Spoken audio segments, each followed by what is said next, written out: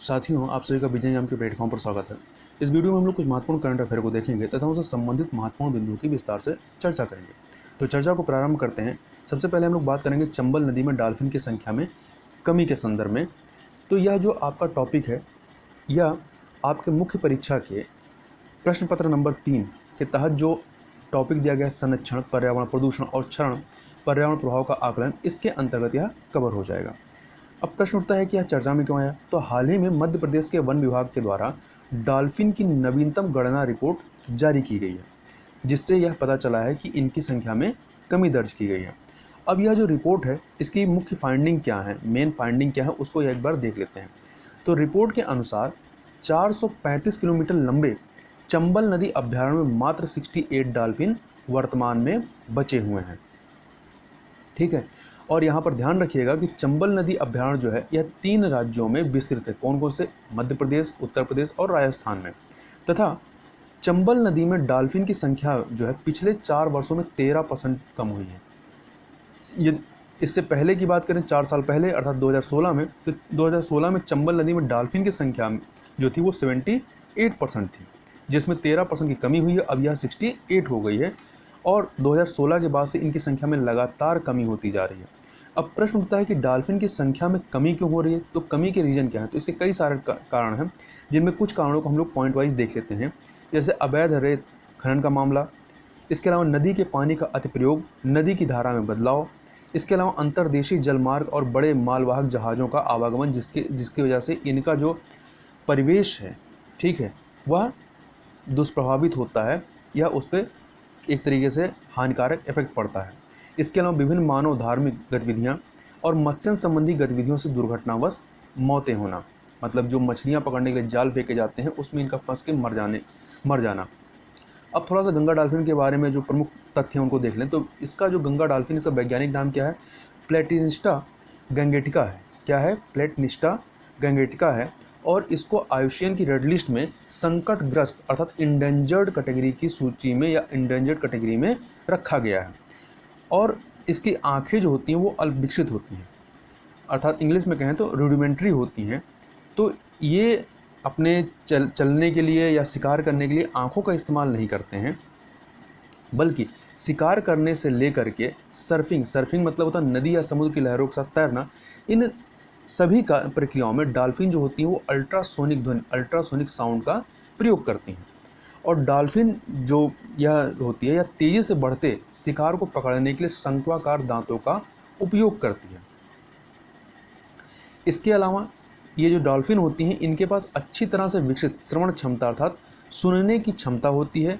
और ये हवा एवं पानी दोनों के लिए इनकी जो श्रवण क्षमता होती है वो अनुकूलित होती है। और इसके अलावा यह भारत का राष्ट्रीय जलीय जीव है। पूछा जाए कि भारत का राष्ट्रीय जलीय जीव कौन है, तो गंगा डॉल्फिन है। और इसे सूसू के नाम से जाना जाता है। और याद रखिएगा, यह स्तनपायी जीव होता है।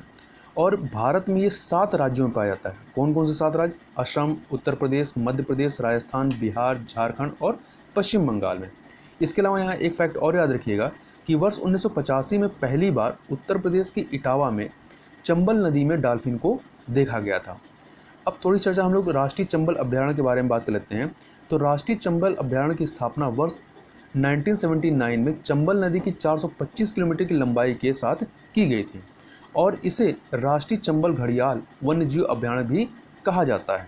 और इस अभ्यारण्य में उत्तर भारत में गंभीर रूप से लुप्तप्राय घड़ियाल जो हैं, अर्थात क्रिटिकली इंडेंजर्ड घड़ियाल, रेड क्राउन रूफ कछुए और लुप्तप्राय गंगा डॉल्फिन के संरक्षण के लिए 5400 वर्ग किलोमीटर में यह जो आपका अभ्यारण्य है, यह त्रिकोणीय राज्य संरक्षित क्षेत्र है।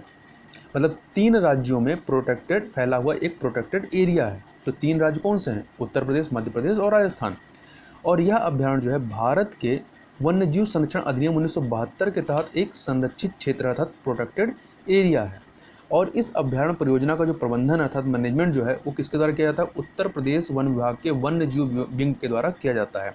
और इसका मुख्यालय जो है वह आगरा में स्थित है। अब थोड़ी चर्चा हम लोग चंबल नदी की भी कर लेते हैं। तो चंबल नदी, इसका उद्गम जो है विंध्याचल श्रृंखला के जाना पाव पहाड़ियों से होता है। और यह मालवा पठार से होकर बहती है तथा उत्तर प्रदेश के इटावा जिले में यमुना नदी में मिल जाती है। तो इस प्रकार से यमुना नदी की यह सहायक नदी है और इस नदी पर कई सारे बांध बनाए गए हैं, जैसे गांधी सागर बांध, राणा प्रताप सागर बांध, जवाहर सागर बांध और कोटा बैराज। इसके अलावा यहाँ एक फैक्ट और याद रखिएगा कि जो आपका राणा प्रताप सागर बांध है और जवाहर सागर बांध है, ये आपका राजस्थान में स्थित है, जबकि गांधी सागर बांध ये आपका मध्य प्रदेश में स्थित है।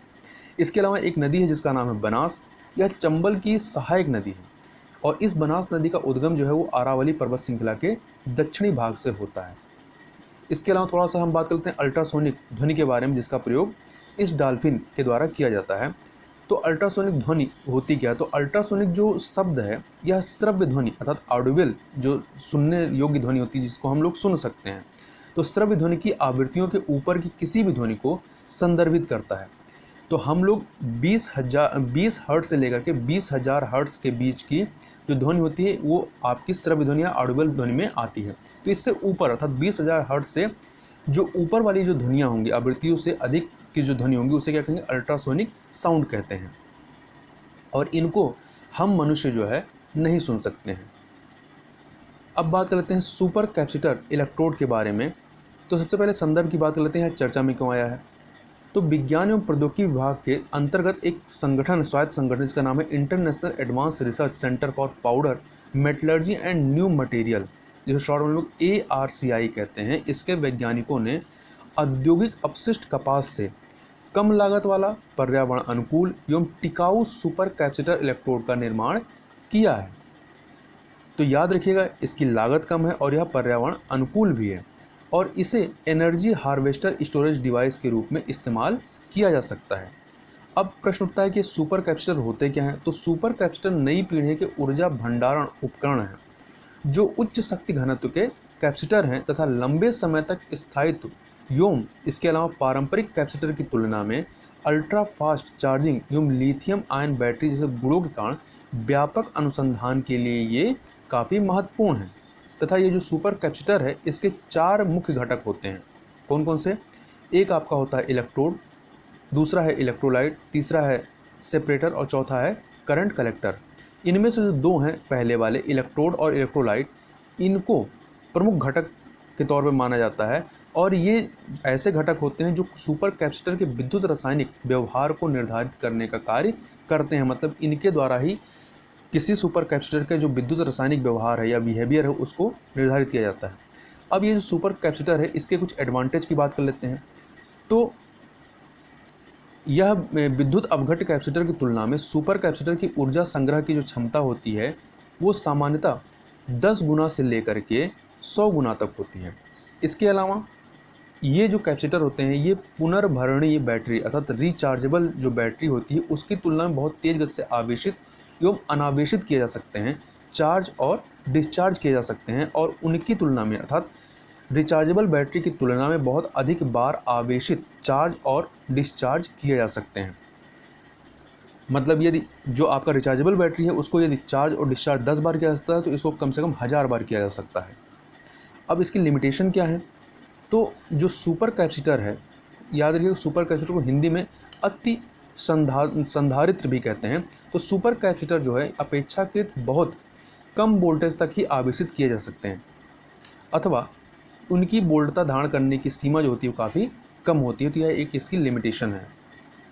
आगे चलते हैं, आगे बात करते हैं मेलघाट टाइगर रिजर्व के बारे में। तो सबसे पहला प्रश्न उठता है कि चर्चा में क्या है? तो 15 जुलाई 2020 को महाराष्ट्र के मुख्यमंत्री ने केंद्र सरकार को पत्र लिखकर अनुरोध किया कि महाराष्ट्र के अमरावती जिले में मेलघाट टाइगर रिजर्व से गुजरने वाले रेलवे लाइन की प्रस्तावित उन्नयन, मतलब जो उसका अपग्रेडेशन करना है, उसके लिए एक वैकल्पिक संरेखण अर्थात आपका वैकल्पिक अलाइनमेंट पर विचार किया जाए। तो इसी वजह से यह जो मेलघाट टाइगर रिजर्व है वो चर्चा में आया। तो हम लोग मेलघाट टाइगर रिजर्व के बारे में देख लेते हैं। तो यह जो मेलघाट टाइगर रिजर्व है यह महाराष्ट्र के अमरावती जिले में स्थित है और यह मध्य भारत में सतपुड़ा पर्वत श्रेणी के दक्षिणी किनारे पर अवस्थित है जिसे गाविलगढ़ पहाड़ी कहा जाता है। इसके अलावा ताप्ती नदी और सतपुड़ा श्रेणी का गाविलगढ़ जो गढ़ कटक है ये मेलघाट टाइगर रिजर्व की सीमा को बनाते हैं। और इस टाइगर रिजर्व को 1974 में टाइगर रिजर्व घोषित किया गया था। और यह प्रोजेक्ट टाइगर जो कि आपका 1973 में चलाया गया था, तो प्रोजेक्ट टाइगर के तहत 1973-74 में अधिसूचित जो पहले 9 टाइगर रिजर्व थे उनमें से यह एक था। और यह महाराष्ट्र का पहला बाघ अभयारण्य या टाइगर रिजर्व था। इसके अलावा जो यह इसका नाम है मेलघाट, मेलघाट नाम से तात्पर्य है विभिन्न घाटों या घाटियों का संगम, जो कि इस बाघ अभयारण्य की विशिष्टता है। तथा यह जो मेलघाट टाइगर रिजर्व है, यहाँ पे पाए जाने वाले यदि टाइगर के अलावा अन्य प्रमुख मुख्य जानवरों को देखें तो इसमें आपका स्लॉथ बियर है, भारतीय गौर है, सांभर है, हिरण है, तेंदुआ है, नीलगाय है इत्यादि यहाँ पर पाए जाते हैं। इसके अलावा यह टाइगर रिजर्व अर्थात मेलघाट टाइगर रिजर्व जो है, यह मध्य प्रदेश और महाराष्ट्र के वन क्षेत्रों के बीच में एक महत्वपूर्ण गलियारा बनाता है, जो सतपुड़ा पर्वतमाला के वनों की निरंतरता सुनिश्चित करता है। इसके अलावा यहाँ के जंगलों को शुष्क पर्णपाती वन के रूप में वर्गीकृत किया गया है। यदि यहाँ के प्रमुख वृक्ष की बात करें तो यहाँ का जो मुख्य वृक्ष है वो आपका टीका का वृक्ष है। अब थोड़ा सा हम लोग देख लेते हैं कि महाराष्ट्र के जो अन्य टाइगर रिजर्व हैं उनके नामों को भी एक बार हम लोग यहाँ पर देख लेते हैं। तो महाराष्ट्र में वर्तमान में 5 टाइगर रिजर्व हैं। एक तो मेलघाट टाइगर रिजर्व, इसकी हमने चर्चा की। इसके अलावा 4 और हैं। कौन सा? Tadoba Andhari tiger reserve, Sahyadri tiger reserve, Navegaon Nagzira tiger reserve और बोर टाइगर रिजर्व। तथा अब हम लोग यहाँ पर थोड़ा सा, चूंकि हमने मेलघाट में क्या कहा कि मेलघाट का मतलब क्या है? घाटों का संगम, जहाँ पर घाट मिलते हैं। तो पश्चिमी घाट है, तो पश्चिमी घाट में कई सारे दर्रे पाए जाते हैं। उन दर्रों को एक बार हम लोग देख लेते हैं, क्योंकि इससे परीक्षा में प्रश्न कई बार पूछा गया है। तो इसमें यदि आप इसको क्रम से देखिएगा मैप में, उत्तर से दक्षिण, नॉर्थ टू साउथ चलिएगा, तो सबसे नॉर्थ में आपका थाल घाट है। थाल घाट ये आपका महाराष्ट्र में स्थित है और यह मुंबई और नागपुर को जोड़ने का कार्य करता है। भोर घाट यह मुंबई और पुणे को जोड़ने का कार्य करता है, यह भी आपका महाराष्ट्र में है। फिर आपका तीसरे नंबर पे आता है पाल घाट, यह आपका केरल में स्थित है और यह कालीकट, तिंचूर और कोयम्बटूर को जोड़ने का कार्य करता है। इसके अलावा चौथा है आपका सेनकोट्टा गैप। सेनकोट्टा गैप जो है यह केरल में है और यह कार्डेमम पहाड़ियों में स्थित है, जो तिरुवनंतपुरम को मदुरई से जोड़ने का कार्य करता है। कार्डेमम पहाड़ी यदि आप इसको मैप में देखेंगे तो यह आपका तमिलनाडु और केरल की बॉर्डर पे एकदम नीचे साइड में स्थित है। तो यह क्रम याद रखिएगा, सबसे ऊपर आपका मतलब सबसे नॉर्थ में आपका थाल घाट है, फिर भोर घाट, फिर पाल घाट और फिर सेनकोट्टा गैप है। आगे चलते हैं, आगे बात करते हैं कोच्चिन पोर्ट का वल्लरा पंडम टर्मिनल के बारे में। तो संदर्भ यह है कि हाल ही में केंद्रीय पोत परिवहन राज्य मंत्री ने केरल के कोच्चिन या कोच्चि बंदरगाह के वल्लारपंडम टर्मिनल की विकास गतिविधियों की समीक्षा की। और यह जो कोच्चिन बंदरगाह के बल्लारपंडम टर्मिनल है, इसकी परिकल्पना भारत के पहले ट्रांसशिपमेंट पोर्ट के रूप में की गई है, जिसे डीपी वर्ल्ड द्वारा प्रबंधित किया जाता है। अब प्रश्न उठता है कि यह ट्रांसशिपमेंट हब क्या होता है या ट्रांसशिपमेंट पोर्ट क्या होता है? तो पोर्ट पर वो टर्मिनल, ये ट्रांसशिपमेंट हब या जो पोर्ट हैं, ये पोर्ट पर वो टर्मिनल होते हैं जो कंटेनरों को संभालता है और उन्हें अस्थायी रूप से संग्रहित करता है और उन्हें आगे के गंतव्य के लिए अन्य जहाज़ों में स्थानांतरित करता है। मतलब आप ऐसे कह सकते हैं कि कहीं से एक जहाज़ आया, उससे कंटेनर को यहाँ पर इस पोर्ट पर उतारा जाएगा। अब इसको कहीं और भेजना है तो इसको यहाँ से फिर दूसरी शिप है उस पर इसको लाद दिया जाएगा। तो एक प्रकार से अस्थायी रूप से यहाँ पर इस पोर्ट पर इसको रखा जाता है। तो ये आपका क्या है? ट्रांसशिपमेंट हब है। मतलब कहीं पर जाना है तो ये क्या है कि एक बार यहाँ तक आएगा सामान और फिर यहाँ से दूसरे जहाज में जाता है। इसके अलावा जो है कोच्चि में स्थित यह इंटरनेशनल कंटेनर ट्रांसशिपमेंट टर्मिनल है, ICTT, इसे स्थानीय तौर पर वल्लारपंडम टर्मिनल के नाम से भी जाना जाता है और यह रणनीतिक रूप से भारतीय तटरेखा पर स्थित है। अब हम लोग थोड़ी चर्चा कर लेते हैं कोच्चिन या कोच्चि बंदरगाह के बारे में। तो कोच्चिन या कोच्चि बंदरगाह जो है केरल में मालाबार तट पर अवस्थित एक प्रमुख बंदरगाह है और यह भारत के सबसे बड़े बंदरगाहों में से एक है। यहाँ पर एक फैक्ट और याद रखिएगा, यदि आप भारत का मैप देखेंगे तो जो आपका पश्चिमी साइड वाला है इधर क्या है? मालाबार तट है, और जो पूर्वी साइड में है इधर क्या है? आपका कोरोमंडल तट है। इधर मालाबार तट है और इधर आपका कोरोमंडल तट है। तथा यह जो कोच्चिन बंदरगाह है यह भारत का पहला ट्रांसशिपमेंट बंदरगाह भी है। तो यदि पूछा जाए कि भारत का पहला ट्रांसशिपमेंट बंदरगाह कौन सा है, तो कोच्चिन बंदरगाह या कोच्चि बंदरगाह है। और यह जो कोच्चिन बंदरगाह या कोच्चि झील के 2 द्वीपों, कौन से 2 द्वीप, ब्लिंगटन द्वीप और बल्लारपंडम द्वीप, इन दोनों पर स्थित है। अब चूंकि हमने यहाँ बंदरगाह की बात की है, तो जो पश्चिमी तट के बंदरगाह और जो पूर्वी तट के बंदरगाह, उनको एक बार देख लेते हैं, उनकी जो एक आध विशेषता है उनको भी देख लेते हैं, क्योंकि इनसे प्रश्न परीक्षा में पूछा जाता है। तो सबसे पहले हम लोग पश्चिमी तट के बंदरगाहों की बात कर लेते हैं। तो इसमें सबसे पहले बात करें कांडला बंदरगाह, जो कि आपका गुजरात में स्थित है, और इसकी विशेषता क्या है, यह कच्छ की खाड़ी तट पर से की एक ज्वारीय बंदरगाह है। तो याद रखिए, कांडला बंदरगाह एक ज्वारीय बंदरगाह है। इसके अलावा मुंबई बंदरगाह, यह भारत का सबसे बड़ा एवं प्राकृतिक बंदरगाह है।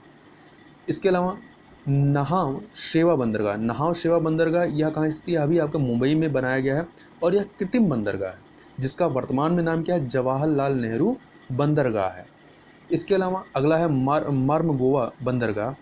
मर्मगोवा बंदरगाह यह गोवा में स्थित है। गोवा में जुआरी नदी के तट पर स्थित एक नदीय बंदरगाह है। ठीक है, समुद्री बंदरगाह नहीं, नदीय बंदरगाह है। इसके अलावा न्यू मंगलोर बंदरगाह, तो न्यू मंगलोर बंदरगाह यह कर्नाटक के दक्षिण भाग में स्थित है।